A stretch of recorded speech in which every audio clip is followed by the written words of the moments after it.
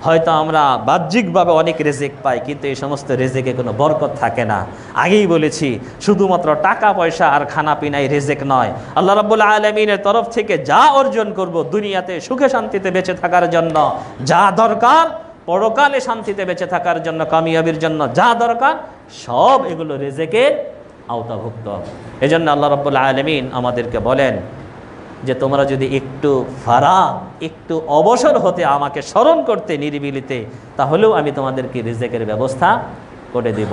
হাদিসে কুদসিতে বলেন, আবু হুরায়রা রাদিয়াল্লাহু তাআলা আনহুর হাদিস, তিনি বলেন ইন্নাল্লাহ তাআলা ইয়াকুল, হাদিসে কুদসি, ইয়া ইবনা আদম তাফাররাগ লিইবাদাতি আমলা সাদরুকা গিনা ওয়া আসুদ্দা ফাকরাক। হে বনি আদম, তোমরা আমার জন্য একটু সময় বের করো। তাফাররাগ মানে ফারেগ হও, দুনিয়ার এই সমস্ত ঝামেলা থেকে ফারেগ হয়ে একটু আমার জন্য একটু ইবাদত বন্দেগী করো।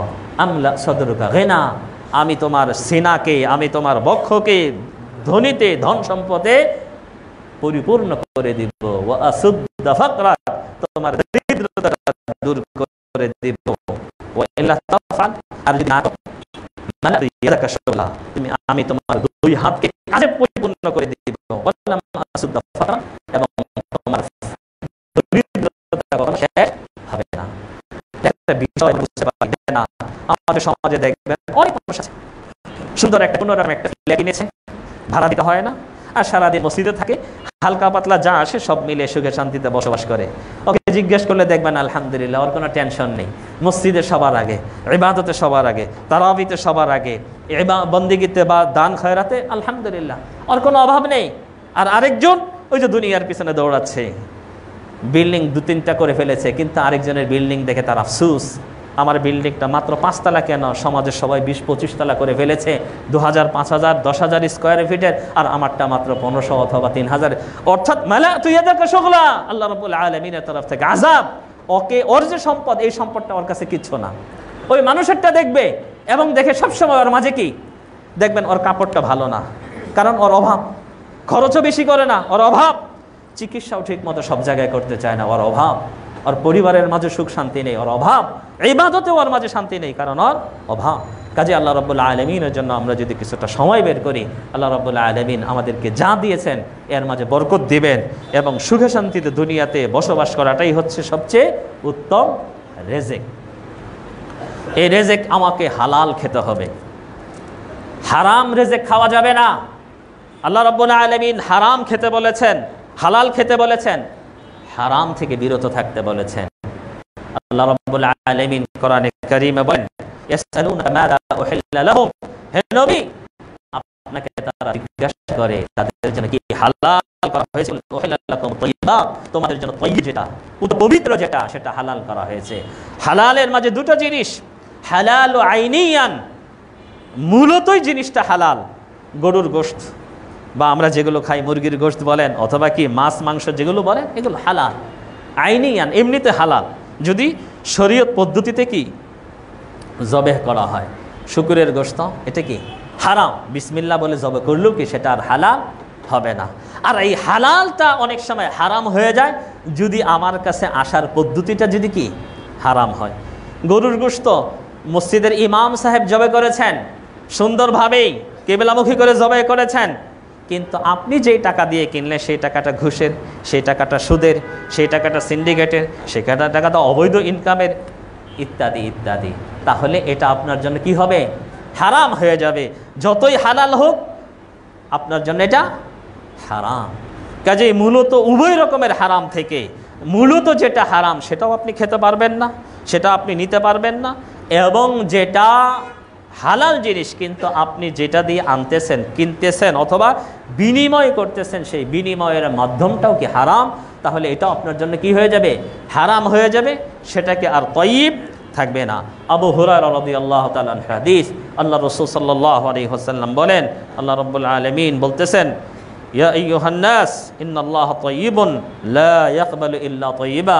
আল্লাহ রাসূল আমাদেরকে বলতেছেন, শোনো, আল্লাহ রাব্বুল আলামিন তিনি পবিত্র, লা ইয়াকবালু ইল্লা তাইয়্যিবা, তিনি পবিত্র জিনিস ছাড়া, ভালো জিনিস ছাড়া কিন্তু অন্যটা গ্রহণ করেন না। ওয়া আন্নাল্লাহা আমারাল মুমিনিনা বিমা আমারা বিহিল মুরসালিন, আল্লাহ রাব্বুল আলামিন মুমিনদেরকে ওই বিষয়ে আদেশ করেছেন তিনি নবীদেরকে যে বিষয়ে আদেশ করেছেন, কি আদেশ করলেন? ইয়া আইয়ুহার রাসূল, হে রাসূলেরা, কুলু মিনাত তাইয়্যিবাতি ওয়া'মালু সালিহা ইন্নী বিমা তা'মালুনা আলিম, তোমরা পবিত্র জিনিস থেকে ভক্ষণ করো, ভালো কাজ করো, আর তোমরা যা করবে আমি এই বিষয়ে অবগত। এরপর আল্লাহ রাব্বুল আলামিন অন্য একটা আয়াতে বলতেছেন, ইয়া আইয়ুহাল্লাযীনা আমানু কুলু মিন তাইয়্যিবাতি মা রাযাকনাকুম, হে ঈমানদারগণ, আমি তোমাদেরকে ভালো জিনিসের যে রিজিক তোমরা অর্জন করেছো সেটা। এরপর আল্লাহ রাসূল সাল্লাল্লাহু আলাইহি ওয়াসাল্লাম, আমরা যদি হালাল না খাই, আমাদের পেটে যদি হারাম আসে, এই হারামের মাধ্যমে যদি রক্ত মাংস তৈরি হয়, হারামের উপার্জনের যদি আমরা কাপড় পরিধান করে আল্লাহকে ডাকি, তাহলে এই ডাকে আল্লাহ রাব্বুল আলামিন কখনো কি সাড়া দিবেন না। আবু হুরায়রা রাদিয়াল্লাহু তাআলা আনহুর হাদিস এবং সহিহ মুসলিমের হাদিস, হাদিসটি সহিহ, কোনো সন্দেহের অবকাশ নেই। এরপর আল্লাহ রাসূল বলতেছেন, এই আয়াতগুলো পড়ে স্মরণ করিয়ে দেওয়ার পর, সুম্মা যাকারা রাজুল আশআথ ওয়া আগবার, ওই ব্যক্তি যে আল্লাহর ধ্যানে মগ্ন, এমন মগ্ন যে তার মাথাটা ইসরু সুন্দর করে কি আশ্রিয়ে রাখবে এমনটি নয়, তার চুলগুলো উস্কো খুস্কো এবং কি তার শরীরটা ধুলায় মলিন হয়ে আছে, এবং সে কি দুই হাত উঠিয়ে আল্লাহ রাব্বুল আলামিনের কাছে দোয়া করতেছে, ইয়া রব ইগফির, হে আল্লাহ আপনি আমাকে ক্ষমা করে দিন, আপনি আমাকে ক্ষমা করে দিন। ওয়া মাতআমুহু হারামুন ওয়া মালবাসুহু হারামুন ওয়া গুযিয়া বিল হারাম ফাআন্না ইস্তাজাবু লাহ। আল্লাহ রাসূল বলতেছেন, এই ব্যক্তি আল্লাহর ধ্যানে এত মগ্ন থাকার পরেও শিরকি দোয়া নয়, ইয়া রব আল্লাহকে ডাকতেছেন, কোনো মাধ্যম নয়, সরাসরি আল্লাহকে ডাকতেছেন। ইয়ামুদ্দু ইয়াদাইহি ইলাস সামা, দুই হাত উঁচু করে আল্লাহর কাছে দোয়া করলে আল্লাহ ফিরিয়ে দেন না, অর্থাৎ দোয়া কবুলের সবগুলো শর্ত পূরণ করে কি সে দোয়া করতেছে, কিন্তু এখানে একটি সমস্যা রয়ে গেছে। ওমাতআমুহু হারামুন, যেই খাবার সে খেয়েছে সেটা হারামের, ওমাশরাবুহু হারামুন, যেই পানীয় সে পান করেছে সেটা হারামের, ওমালবাসুহু হারামুন, যে কাপড় সে পরিধান করেছে সেটা হারামের, ওগুযিয়া বিল হারাম, তার রক্ত মাংসটা হারামের। ফাআন্না ইস্তাজাবু লাহ, কিভাবে আল্লাহ রাব্বুল আলামিন এই লোকের দোয়া কবুল করতে পারেন? তার মানে অসম্ভব। যার মাঝে এতগুলো বিষয় হারাম থাকবে, তার দোয়া কোশ্চিন কালেও কি কবুল করা নয়। কাজে আসুন আমরা হারাম থেকে দূরে থাকি। হারাম থেকে দূরে থাকার মাধ্যমে আমাদের সতীত্বটাকেও বজায় রাখতে হবে। আমরা যেরকম সতীত্ব বলি, আমাদের মা বোনদের একটা সতীত্ব রয়েছে, আমাদের একটা সতীত্ব রয়েছে। সতীত্ব বলতে আমরা আমাদের নিজেদের লজ্জাস্থানের সতীত্বটাকেই আমরা বুঝিয়ে থাকি বা বুঝে থাকি না। আল্লাহ রসুল ওই হাদিসে দেখেন দুটো বিষয়ের সতীত্বের কথা বলেছেন, আরবিতে যাকে আমরা ইফফাত বলে থাকি। আল্লাহ রসুল সাল্লাল্লাহু আলাইহি ওয়াসাল্লামের হাদিস, আন সাহল ইবনে সা'দ আস-সাঈদি রাদিয়াল্লাহু আনহু, তিনি বলেন, আল্লাহ রাসূল সাল্লাল্লাহু আলাইহি ওয়াসাল্লাম বলেছেন, মান ইয়াদমান লি মা বাইনা ফাক্কাই, আরেকটা রওয়ায়াতে আছে মা বাইনা লিহিয়াই, মোচ এবং দাড়ির মাঝখানে অথবা দুই চোয়ালের মাঝখানে, অর্থাৎ জবানের যে কি হেফাজত করতে পারবে, জবানের যে বা মুখের যে জামিন হবে। ওমা বাইনা রিজলাইহি, এবং দুই পায়ের মাঝখানে অথবা দুই উরুর মাঝখানে, অর্থাৎ লজ্জাস্থানের যে জামিন হতে পারবে। আদমান লাহুল জান্নাহ, আমি তার জন্য জান্নাতের জামিন হয়ে যাব। সুবহানাল্লাহ। তো মুখের জবানের হেফাজত বা জবানের জামিন বলতে কি, এই মুখ দিয়ে আপনি কোশ্চিন কালেও হারাম কিছু প্রবেশ করাবেন না। এই মুখ দিয়ে আপনি কখনো হারাম কোনো বিষয়, গালি, ফাহিশা কথা, গীবা, নামিমা, ব্যক্তি চর্চা, দোষ, চুগলখড়ি, এগুলো আপনি বের করবেন না। শিরকি কথা, আল্লাহ বিরোধী কথা, ইসলাম বিরোধী কথা আপনি বের করবেন না।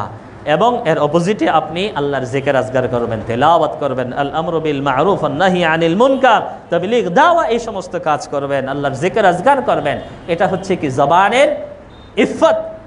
আপনি আপনার পেটটাকে আপনি হারাম থেকে বিরত রাখবেন, যেরকম আমি আমাদের লজ্জাস্থানকে কি হারাম কাজ থেকে বিরত রাখি।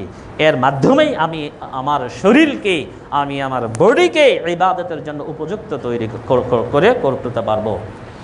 সম্মানিত মুসল্লিয়ানে কেরাম, আমরা আমাদের গ্রামগুলোতে আমরা দেখি একজন কৃষক যে কোনো ফসল ফলানোর আগে জমিনটাকে তৈরি করার জন্য অনেক কষ্ট করে।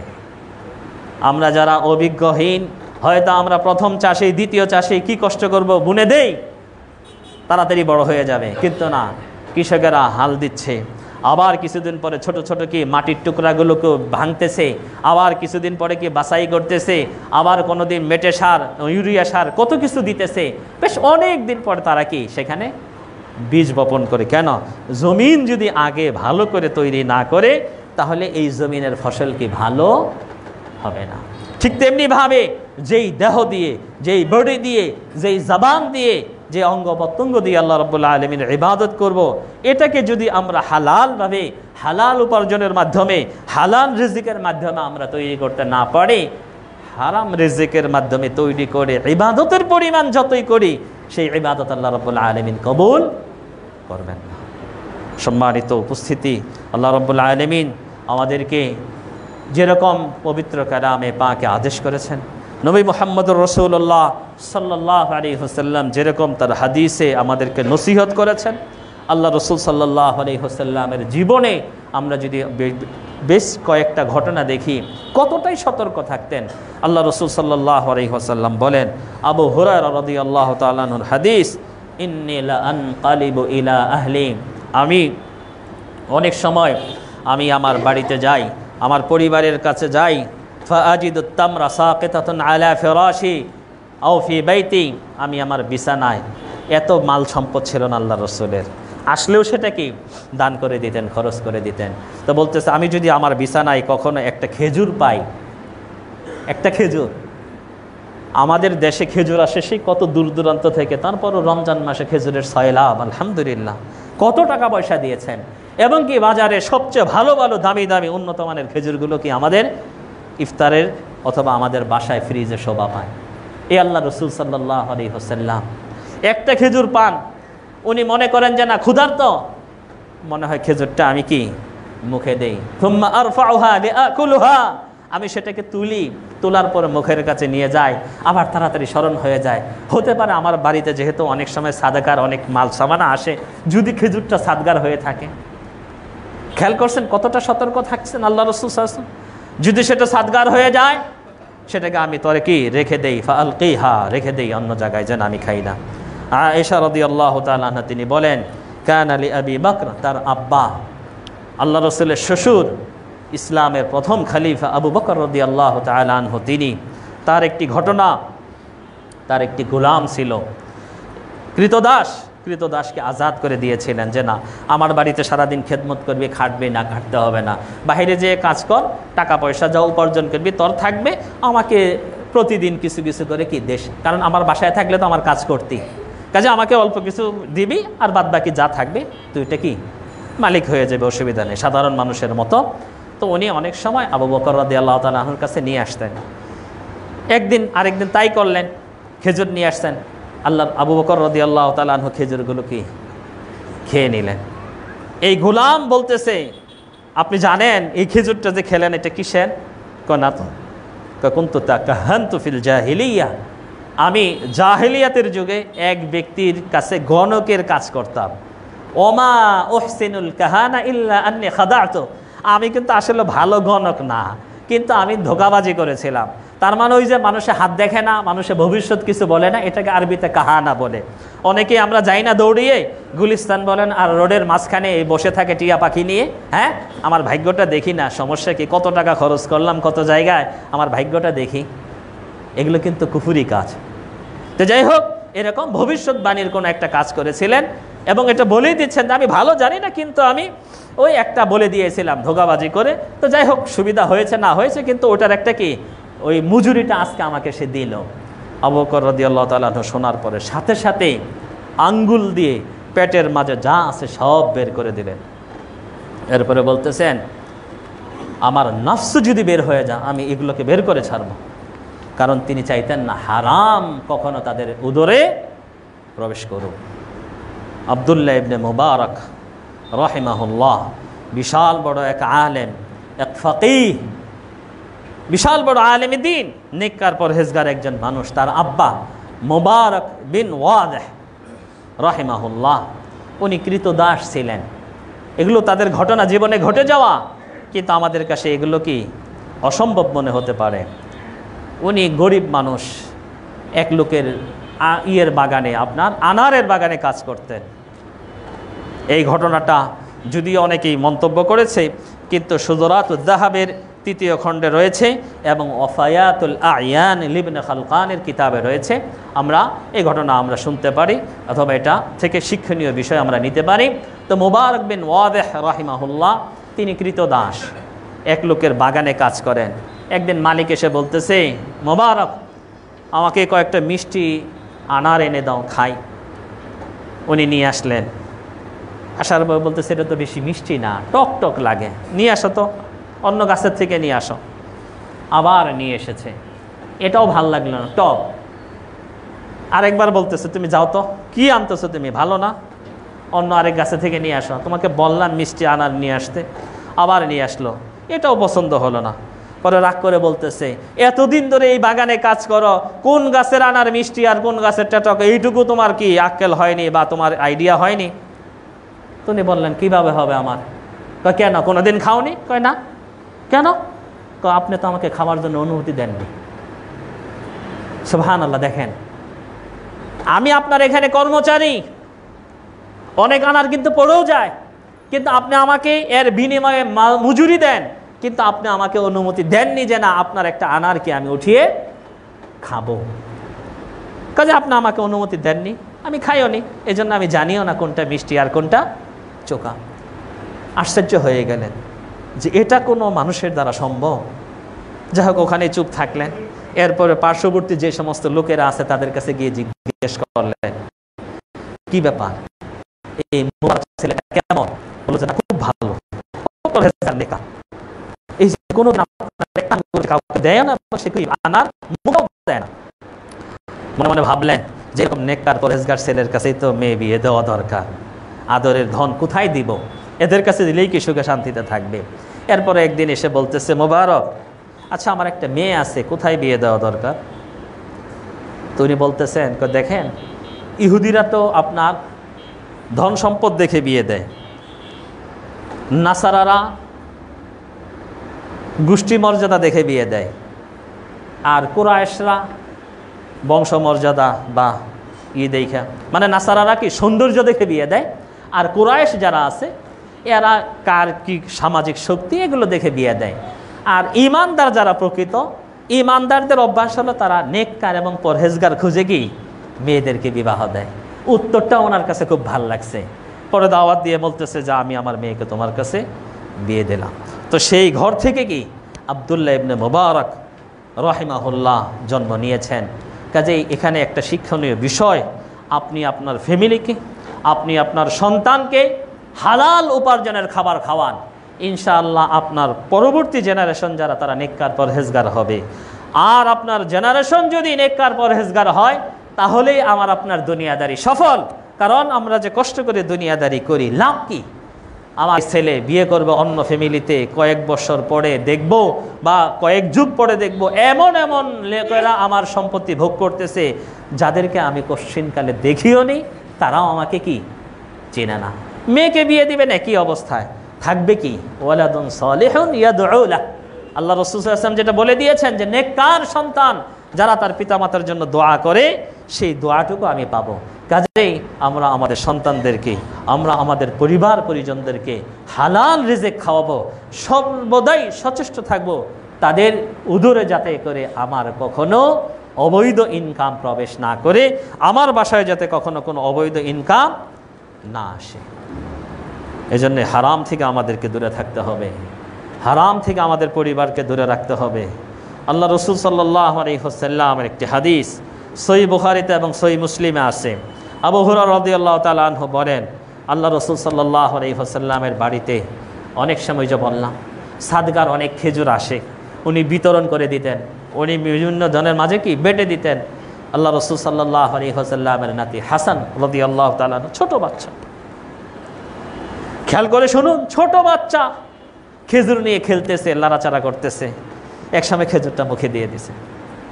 আল্লাহ রসুল খেয়াল করেন নাই, পরে দেখলেন যে তাড়াতাড়ি টান দিয়ে কি খেজুরটা কাখে কাখ কাখ তাড়াতাড়ি বের করো বের করো বের করো। আমা তাআলাম ইন্না না নাকুলু সাদাক, তুমি জানো না আমার শায়ের, তুমি বুঝো না যে না আমরা এই মুহাম্মদ সাল্লাল্লাহু আলাইহি ওয়াসাল্লাম বা আমরা মুহাম্মাদের পরিবার আমাদের জন্য কি এই যাকাতের মাল খাওয়া যাবে না? ছোট বাচ্চা। আমরা হলে বলতাম থাক না, ছোট বাচ্চা ওই তো মাসুম, ওই তো কি এত বড় হয়নি, খেয়ে নে। না, তার অগোচরে, আপনার অগোচরেও যেন তার মাঝে কি হারাম প্রবেশ না করে। কতটাই উনি কি সতর্ক থাকতেন। এজন্য আল্লাহ রাব্বুল আলামিন তিনি আমাদেরকে বলে দিচ্ছেন, কুল্লা ইস্তাবিল খাবিস ওয়াত তাইয়িব ওয়ালাউ আ'জাবাকা কাসরাতুল খাবিস। হে নবী, লা বলে দিন, লা ইস্তাবিল খাবিস ওয়াত তাইয়িব। খাবিস মানে নোংরা, হারাম উপার্জন এবং হালাল কশিন কালু কি সমান হতে পারে না। ওয়ালাউ আ'জাবাকা কাসরাতুল খাবিস, যদিও তোমাদের পছন্দ হয় অবৈধ উপার্জনের আধিক্যতা। আজকে সমাজে একই অবস্থা। বড় চাকরিজীবী, বড় পোস্টে আছে, আমরা কিন্তু কি সেদিকে আত্মীয় সম্বন্ধ করে ফেলে। স্কেল কত কই বেশি নাই, কিন্তু উপরি ইনকাম আছে। উপরি ইনকামটা কি? ওটা কি খাবিস? কোরআনের ভাষায় ওইটাই খাবিস। উপরি ইনকাম কি? নিষেধ, এটা হারাম, এটা। আল্লাহ রাসূল সাল্লাল্লাহু আলাইহি ওয়াসাল্লামের যুগে এক সাহাবী এসে বলতেছে, হাদ আলী ওই যাকাতের মাল তাহসিল করার জন্য পাঠিয়েছিলেন। তো বলতেছে, আল্লাহ রাসূল, এটা আপনাদের, আর এই মালটা কি আমাকে হাদিয়া দিয়েছে। সাথে সাথে আল্লাহ রাসূল সাল্লাল্লাহু আলাইহি ওয়াসাল্লাম চেহারা রাগে লাল হয়ে যায়, মিম্বারে দাঁড়িয়ে বলতেছেন যে মা বালু আকওয়াম, কওমের কি অবস্থা, আমি তাকে যাকাতের মাল তাহসিল করার জন্য পাঠাই, আর সে আমার ডিউটি করে এসে বলতেছে যে এটা আপনাদের আর এটা আমার। সে বাবার ঘরে মায়ের ঘরে গিয়ে দেখে বসে থাক, দেখি কে তাকে হাদিয়া দেয়। তার মানে সরকারি চাকরি করেন, কোনো একটা দায়িত্ব আছেন, আপনি আপনার অধীনস্থ অথবা অন্য লোকের তরফ থেকে কোনো হাদিয়াও কি নিতে পারবেন না। কারণ এগুলোর মাধ্যমে কি মন দুর্বল হয়ে যায়। এগুলো কি অবৈধ, এক প্রকার রেশওয়ার অন্তর্ভুক্ত। এজন্যই আল্লাহ রাব্বুল আলামিন যেরকম আমাদেরকে ইয়া আইয়ুহাল্লাযীনা আমানু লা তাকুলু আমওয়ালাকুম বাইনাকুম বিল বাতিল ইল্লা আন তাকুনা তিজারাতান আন তারাদিম মিনকুম, হে ঈমানদারগণ, তোমরা একে অপরের সম্পদ হারামভাবে ভক্ষণ করবে না, তবে হ্যাঁ ব্যবসার মাধ্যমে। ব্যবসাটা কি হবে? আন তারাদিম মিনকুম। আমাদের দেশে আমরা ব্যবসায়ীরা কিন্তু এক প্রকার সিন্ডিকেট করে রেখেছি। ইহতিকার, যেটা হাদিসে নিষেধ এসেছে, লা ইয়াহতাকিরু ইল্লাল খাতি মান ইহতাকারা ফালাইসা মিন্না। আল্লাহ রাসূল বলেন, একমাত্র গুনাহগারী সে কি গুদামজাত করে রাখে, আর যে গুদামজাত করে রাখবে সে কি আমার উম্মতের অন্তর্ভুক্ত নয়। কিন্তু আমাদের ব্যবসায়ীরা কি সবাই মিলে জেলে এগুলো করে দাম বাড়িয়ে আমরা বিক্রি করি। এজন্য আল্লাহ রাব্বুল আলামিন কোরআনে কারীমে কত সুন্দর একটি ফর্মুলা দিলেন, ইল্লা আন তাকুনা তিজারাতান আন তারাদিম মিনকুম। ব্যবসাটা হবে কিন্তু তোমাদের উভয়ের ক্রেতা বিক্রেতার সম্মতিতে। বিক্রেতা মনে করবে হ্যাঁ উনি আনছেন, দোকান ভাড়া আছে, ওনার একটা মজুরি আছে, খরচ আছে ইত্যাদি। কিন্তু আপনি 100 টাকার জিনিস আপনি 1000 টাকা বিক্রি করেন, সিন্ডিকেট করে 2000 টাকা বিক্রি করেন, এটা কি তারাজি হলো? এটা কি উভয়ের কি মহব্বতের মাধ্যমে হলো?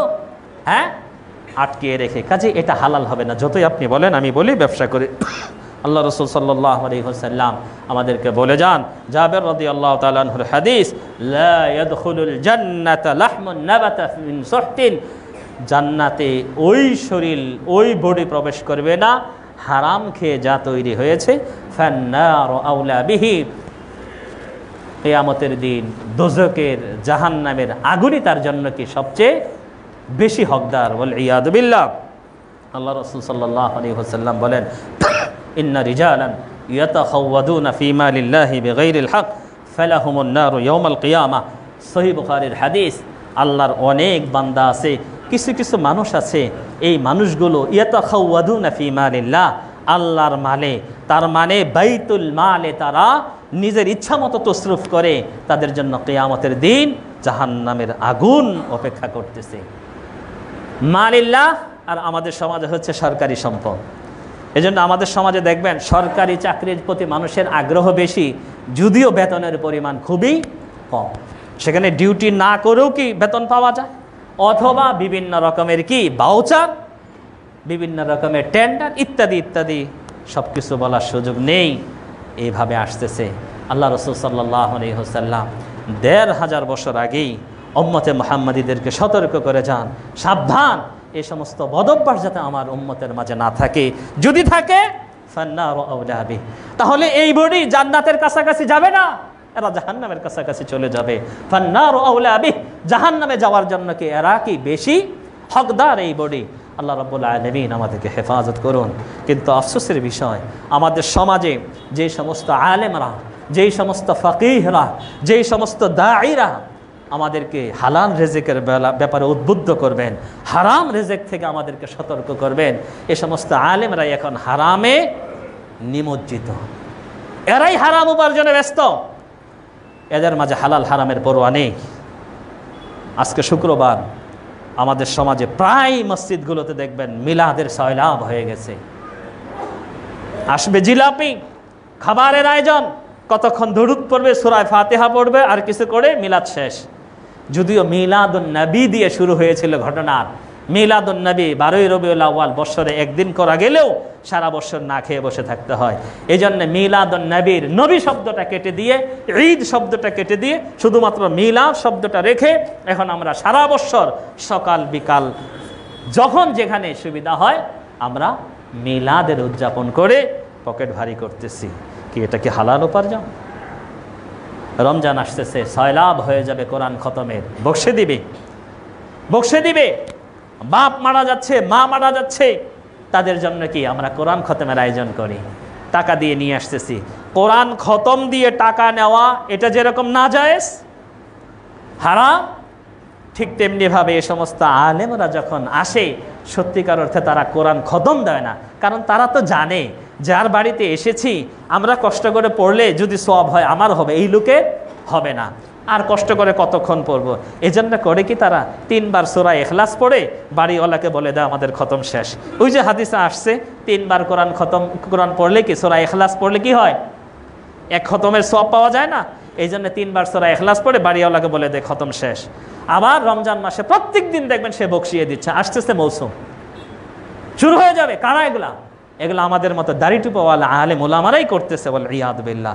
উচিত ছিল নিজে হালাল খেয়ে হালাল উপার্জনের জন্য মুসল্লিয়ানি কেরাম যারা আছে, সমাজের যারা আছে, তাদেরকে উদ্বুদ্ধ করবে, কিন্তু আমরা সেটা করি না। আমরা হারামে নিমজ্জিত হয়ে আছি, বল ইয়াদ বিল্লাহ।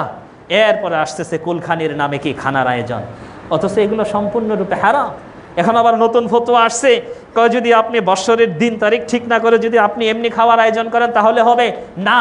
মাতাম মাদুবা, মাইয়িতকে উপলক্ষ করে যে খানার আয়োজন করা হবে সেটাই হারাম, চাই একদিনের দিন, চাই 40 দিনের দিন, চাই দিন তারিখ না করে হোক। ইন্নাল্লাহ আলিমুম বিদাতিস সুদূর। আপনি কোন নিয়তে খানার আয়োজন করছেন আমাদেরকে বলেন আর না বলেন, কিন্তু আল্লাহ রাব্বুল আলামিন কিন্তু কি ঠিকই জানেন। কাজে এটা হারাম। এই সমস্ত হারাম উপার্জন থেকে আমাদেরকে বিরত থাকতে হবে। উলামায়ে কেরামরা এখনও আমাদের সমাজে তাবিজ কবজ বিক্রি করে কি তারা হারাম উপার্জন করতেছে। যাবেন কোথায়? এই যে মাহফিলগুলো হচ্ছে, এই মাহফিলগুলোতে যদি যান, এত কষ্ট করে লোকজনেরা বিশাল বড় বড় ডিগ্রি দেখে আলেম ওলামাদেরকে দাওয়াত দিয়ে নিয়ে আসে, কিছুটা নসিহত শুনবে, কোরআনের কথা শুনবে, হাদিসের কথা শুনবে। কিন্তু কোরআন হাদিসের কথা শুনলে তো মজাদার হয় না, শ্রোতা জমে না, মাহফিলে আগামী বছর আবার দাওয়াত পাওয়া যায় না। এই জন্য তারা বসে বসে জাল জয়ীফ কিছু হাদিসের কিস্সা কাহিনী বানিয়ে সেগুলোকে বিভিন্ন মাহফিলেকে তারা শোনাচ্ছে। এটা কি হারাম উপার্জন না?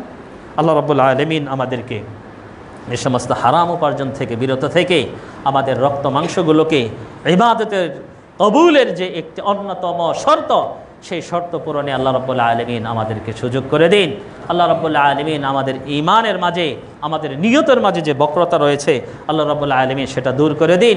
আল্লাহ রাব্বুল আলামিন আমাদেরকে ইবলিসের ওয়াসওয়াসা থেকে বাঁচিয়ে রেখে হালাল উপার্জন করে হালাল খেয়ে আল্লাহ রাব্বুল আলামিনের ইবাদতে আমাদের নিজেদের জীবনকে উৎসর্গ করার তৌফিক দান করুন। আকুলু কওলি হাযা ওয়া আস্তাগফিরুল্লাহ লি ওয়া লাকুম ওয়া লিসাইরিল মুসলিমিনা মিন কুল্লি যামবিন ওয়া খাতিআতিন ফাস্তাগফিরুহু ইন্নাহু হুয়াল গফুরুর রহিম।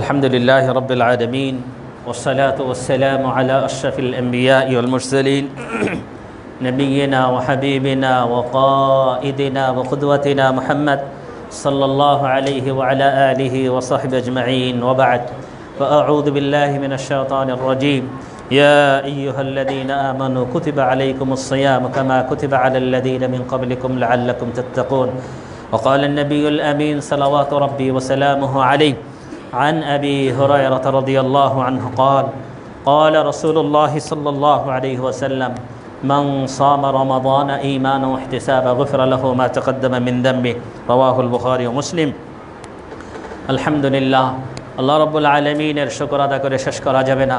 আল্লাহ রাব্বুল আলামিন আমাদেরকে আনতে আনতে ঠিক আমাদের বিশাল বড় এক ইবাদতের মৌসুম মাহে রমজানের খুবই কাছাকাছি নিয়ে এসেছেন। আল্লাহ রাব্বুল আলামিন আমাদেরকে সুস্থ থেকে সুন্দরভাবে রমজানের সিয়াম সাধনা করার সুযোগ করে দিন, বলুন আমিন। আল্লাহ রাব্বুল আলামিন এত বড় একটি ইবাদত, দীর্ঘতম একটি ইবাদত, প্রায় 30 দিন 29 দিন একটি ইবাদত কেন আমাদের উপর ফরজ করলেন?